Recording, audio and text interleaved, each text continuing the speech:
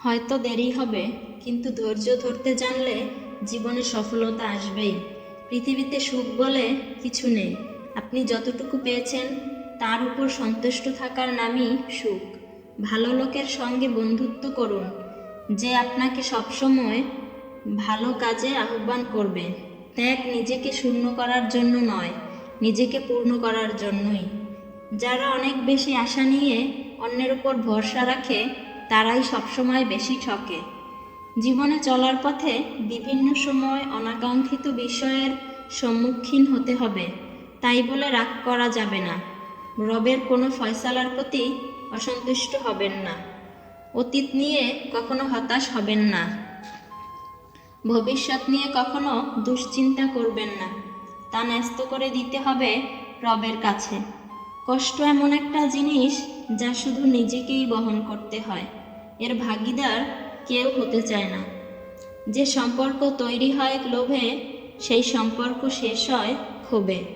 নিজেকে পরিবর্তন করে নতুন করে গড়া যায়। ভালো খারাপ বিশ্লেষণ করে নিজেকে আরও ভালো করা যায়। কিছু কিছু ক্ষেত্রে হেরে যাওয়া ভালো। অনেক সময় হেরে গেলে অনেক কিছু শেখা যায়। যে ব্যক্তি নিজের বিচার নিজে করতে পারে তার মতো বড় বিচারক আর কেউ নেই। কারো সাথে কথা বলার সময় চোখে চোখ রেখে কথা বলবেন না, কারণ চোখে চোখ পড়লে আপনি যা বলতে চান সেটার বহিঃপ্রকাশ করতে পারবেন না। যে সবার কাজে স্বেচ্ছায় এগিয়ে আসে তাকে সবাই সস্তা ভাবে, অবহেলা করে। কোনো চাওয়া ব্যর্থতা বয়ে আনলে তাতে হতাশ হয়ে ভেঙে পড়াটা মোটেও উচিত নয়, কারণ হতাশা মানুষকে ব্যর্থতার দিকে ঠেলে দেয়। আর দৃঢ় সংকল্প মানুষের মনোবলকে বাড়িয়ে দিয়ে সফলতার লক্ষ্যের দিকে ঠেলে নিয়ে যায়। তাই আমাদের উচিত যে কোনো কাজে ব্যর্থ হয়ে হতাশায় ভেঙে না পড়ে পুনরায় দৃঢ় সংকল্প নিয়ে সামনে এগিয়ে যাওয়া। ওই ব্যক্তি প্রকৃত বুদ্ধিমান যে নিজে নত হয়ে অপরকে বড় ভাবে, আর ওই ব্যক্তি সবচেয়ে নির্বোধ যে সর্বদাই নিজেকে বড় ভাবে। যে পুরুষের দৃষ্টি যত বেশি সংযত তার স্ত্রী তত বেশি রূপবতী। মানসিকভাবে সুখী থাকার কিছু উপায়। নাম্বার 1, সব কিছুকে অতিরিক্ত সিরিয়াসলি নেওয়া যাবে না। কিছু বিষয় হালকা করে নিতে হয়, কিছু বিষয় ইগনোর করে যেতে হয়। নাম্বার 2, নিজের খেয়াল নিজেকেই রাখতে হবে। নিজের আবেগের ব্যাপারে অন্য কারো উপর নির্ভরশীল হওয়া যাবে না। নাম্বার 3, অন্যের বিপদে বা সমস্যায় তার পাশে থাকতে হবে। নাম্বার 4, আপনাকে সবসময় অসম্মান বা ছোট করে কথা বলে এমন বিষাক্ত মানুষকে জীবন থেকে সরিয়ে ফেলতে হবে। নাম্বার 5, অন্যের সাথে নিজের তুলনা করা বন্ধ করতে হবে, কারণ আমরা সবাই আলাদা। তাই নিজের প্রতিভার ব্যাপারে আত্মবিশ্বাসী থাকতে হবে এবং অন্যের গুণের জন্য তার প্রশংসা করার অভ্যাস করতে হবে। মানুষের স্বভাব বড়ই স্বার্থপর।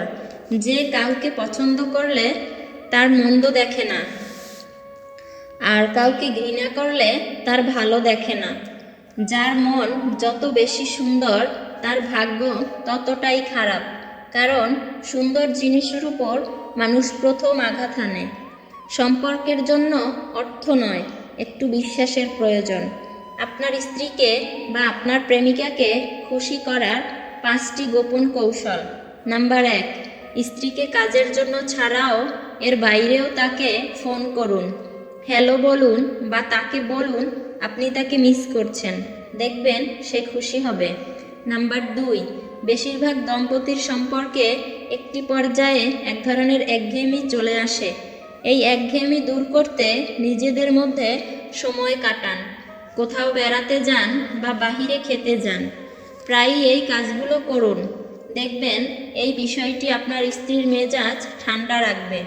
নাম্বার 3, আধুনিক জীবন খুব চাপযুক্ত। এখন ছেলে মেয়ে উভয়ই বাহিরে কাজ করে।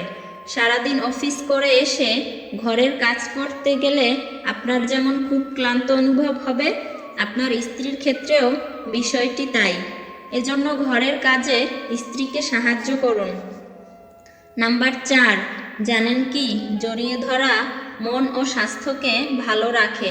আমরা যখন কেউ কাউকে জড়িয়ে ধরি তখন মস্তিষ্ক থেকে ভালো অনুভূতির হরমোন বের হয়, আর এটি আমাদের সুখী করে। তাই স্ত্রীকে প্রায়ই জড়িয়ে ধরুন। নাম্বার 5, মাঝে মাঝে স্ত্রীকে উপহার দিন। সেটা অনেক দামি হতে হবে এমন কোনো কথা নেই। খুব ছোট ছোট উপহারেও স্ত্রীরা খুশি হয়, যেমন ফুল, চকলেট, এমন কিছু। এতে আপনাদের মধ্যে ভালোবাসা আরও মজবুত হবে। জীবনে কখনো দুজন মানুষকে ভুলে যাবেন না। যে আপনাকে জেতানোর জন্য নিজের জীবন বাজি রাখতে পারে, আপনার বাবা। যে আপনার সকল কষ্টে আপনার পাশে থাকবে, আপনার মা। আমরা এই কথাগুলো মেনে চলবো এবং এভাবেই আমাদের জীবনকে প্রতিষ্ঠা করব।